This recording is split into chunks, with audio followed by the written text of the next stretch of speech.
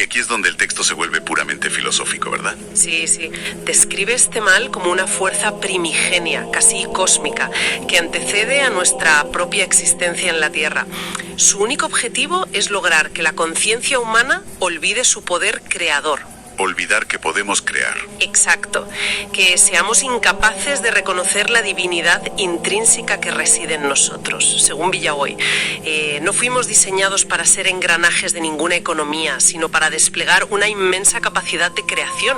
Y para lograr esa amnesia colectiva y mantenernos obedientes, o sea, para que no nos rebelemos, el mal ejecutó un golpe maestro. Secuestró el lenguaje simbólico. Nuestro bien más preciado, fija qué. Claro, es decir, nuestra capacidad de razonar, de articular lógica. Y voy a hacer de abogado del diablo de nuevo, porque esto choca frontalmente con todo lo que nos enseñan en el colegio.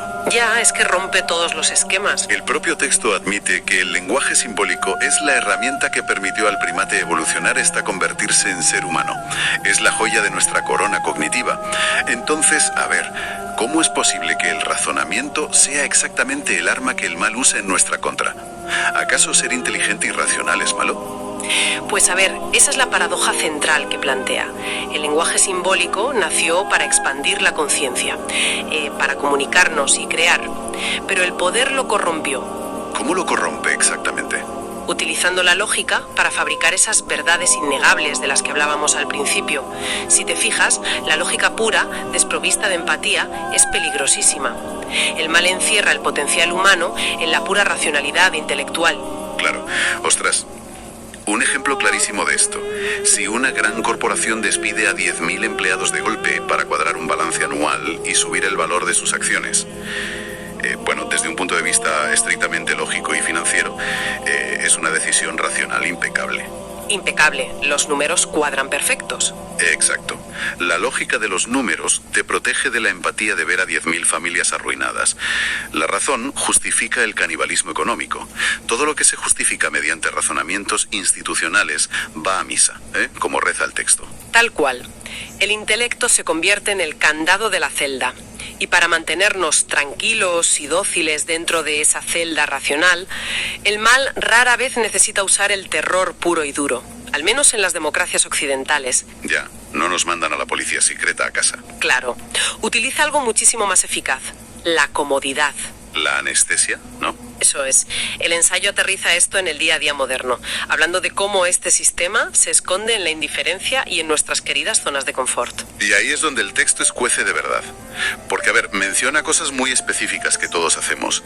Menciona sentarse a hacer maratones de series en Netflix. Sí, o la obsesión por los grandes eventos deportivos. Los Juegos Olímpicos o los Mundiales de Fútbol. O sea, toda esa gigantesca industria del entretenimiento masivo. Que conste, y hay que aclarar esto, que Villaoy no es un puritano que condena la diversión, No, para nada. El ensayo subraya que reírse, disfrutar y compartir con la familia es parte de la constitución sana de la conciencia humana. Claro, faltaría más. El problema, el verdadero y absoluto triunfo de la economía antropófaga ocurre cuando estas zonas de confort se transforman en anestesia total. Un refugio permanente, digamos, para ignorar el dolor ajeno, el coste humano invisible de nuestro estilo de vida. Y el texto hace un contraste que es brutal para ilustrar esto. Habla de los niños que mueren en las minas. Sí, las guerras del coltán en África. Exacto, desenterrando con las manos el tantalio, un mineral que es indispensable para fabricar los teléfonos móviles de última generación, esos en los que nosotros pasamos horas viendo vídeos intrascendentes, o, fíjate, discutiendo sobre política con esa verdad racional y absolutista. Es que es de una hipocresía atroz. Es la indiferencia sistemática estructurada. Y también describe la violencia de cuello blanco, ojo. ¿A qué se refiere con eso? Pues a esos empleados corporativos modernos luchando a muerte entre ellos por escalar posiciones en las empresas, apuñalándose por la espalda, compitiendo lo que el autor compara literalmente con las arenas de un circo romano moderno, mientras los dueños del capital observan desde la tribuna. Madre mía, el circo romano de las oficinas. Mientras las relaciones económicas sigan amparadas en estas falsas luchas políticas de izquierda contra derecha, mientras miremos hacia otro lado desde el sofá de casa, el genocidio humano seguirá su curso. Eso parece. Ya sea ese desgaste estructural y silencioso de las sociedades de consumo o el exterminio explícito y político como el caso de Cuba que da título al ensayo. Claro. Ante este panorama, donde la razón está secuestrada para justificar la opresión y la comodidad nos vuelve cómplices anestesiados, pues la pregunta evidente es ¿cómo salimos de esta trampa? Porque si intentamos montar otra ideología política terminaremos devorándonos igual, ¿no? Exactamente. Y aquí, el análisis transita hacia un territorio fascinante para presentar su solución. El autor da un giro completamente inesperado hacia la figura histórica de Jesús de Nazaret. El Nazareno. Pero cuidado, porque rescata al nazareno alejándolo kilómetros de distancia del dogma tradicional. O sea, Villaboy lo presenta no bajo la lente de la religión organizada, sino casi como una entidad cósmica, definiéndolo en el texto como un enviado de otro mundo. De hecho, las instituciones religiosas se llevan un palo tremendo en este ensayo. Menudo repaso les da. Una crítica ferocísima contra la Iglesia Católica histórica. La describe como un espejo, o sea, un reflejo jerárquico y piramidal calcado del antiguo Imperio Romano. Es que sugiere que bajo la influencia de esa misma fuerza primigenia del mal, la institución tergiversó y secuestró el mensaje original del Nazareno. ¿Para convertirlo en qué? En otra verdad de Estado. Exacto. En otra verdad racional innegable, en otra herramienta de control de masas. Ya veo. Pero a pesar de esa tergiversación milenaria, el autor sostiene que el núcleo del mensaje sobrevivió, ¿verdad? Sí.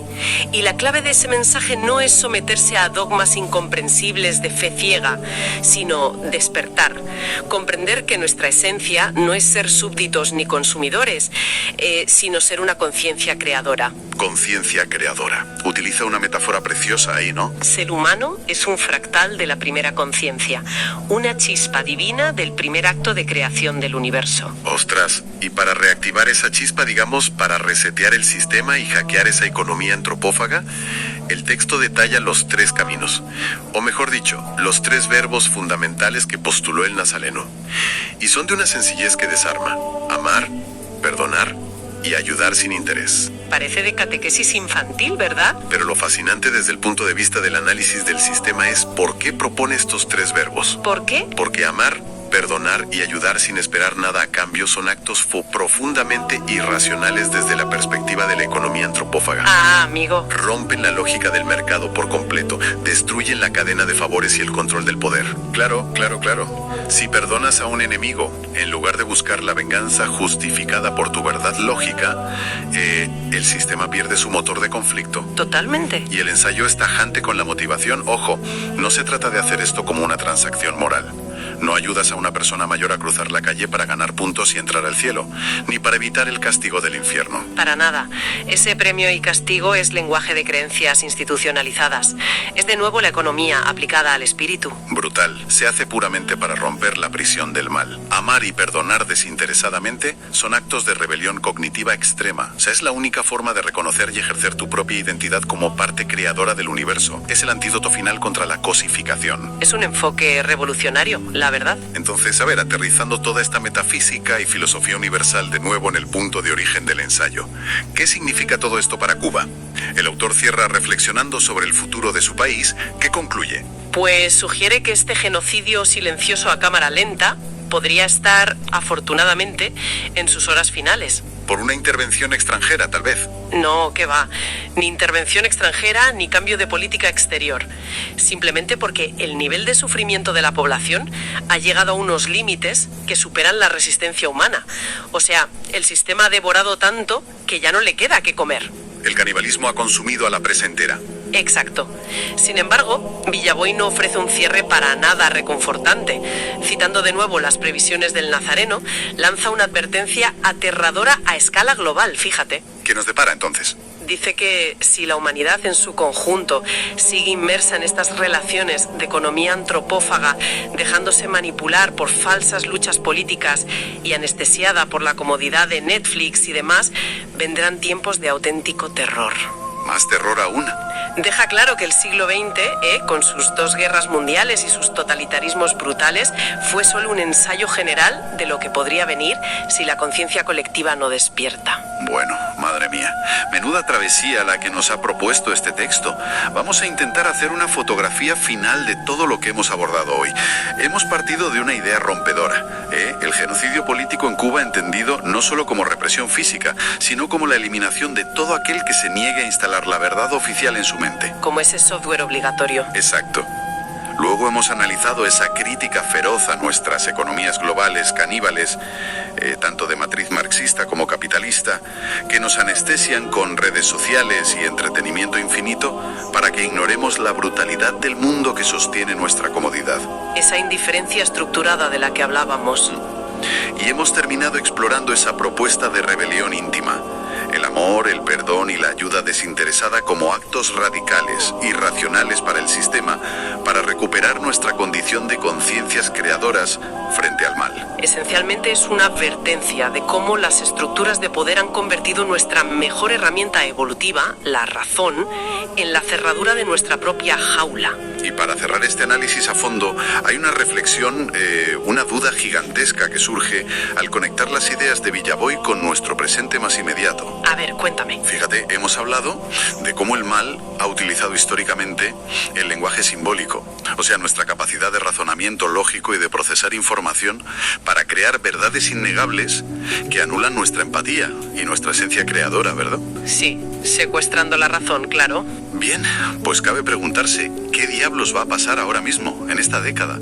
Estamos en una era donde la humanidad está externalizando a una velocidad de vértigo su lenguaje simbólico, su escritura, su código y su razonamiento analítico a inteligencias artificiales.